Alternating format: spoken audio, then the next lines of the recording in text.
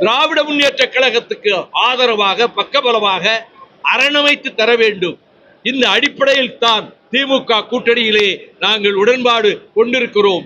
அதே நிலைப்பாடுதான் இன்றைக்கும் இந்துத்துவ சக்திகள் தர்ம சத்வத் என்ற மாநாட்டை அலகாபாத்திலே போட்டு இந்தியா என்று இனிமேல் யாரும் அழைக்க கூடாது, பாரத் என்று தான் அழைக்க வேண்டும்.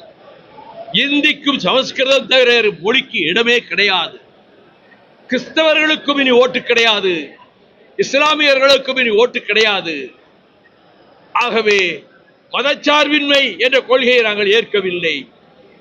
தலைநகர் டெல்லியிலிருந்து வாரணாசிக்கு மாற்ற வேண்டும் என்று போட்ட மாநாட்டு பிரகடனத்தை வட மாநிலங்களிலே விநியோகித்தார்கள்.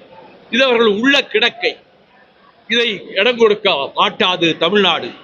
மானமும் வீரமும் ரோசமும் கொண்டிருக்கக்கூடிய தமிழகம், திராவிட இயக்கத்தால் பாதுகாக்கப்பட்டு வந்துள்ள தமிழகம், இப்பொழுது சோதனையான நேரத்தில் திராவிட முன்னேற்ற கழகத்துக்கு பக்கபலமாக மற்றுமோர் அரணாக இருந்து இந்துத்துவ சக்திகள் உள்ளே நுழைய விடாமல் முறியடிப்பதுதான் நம்முடைய தலையாய கடமை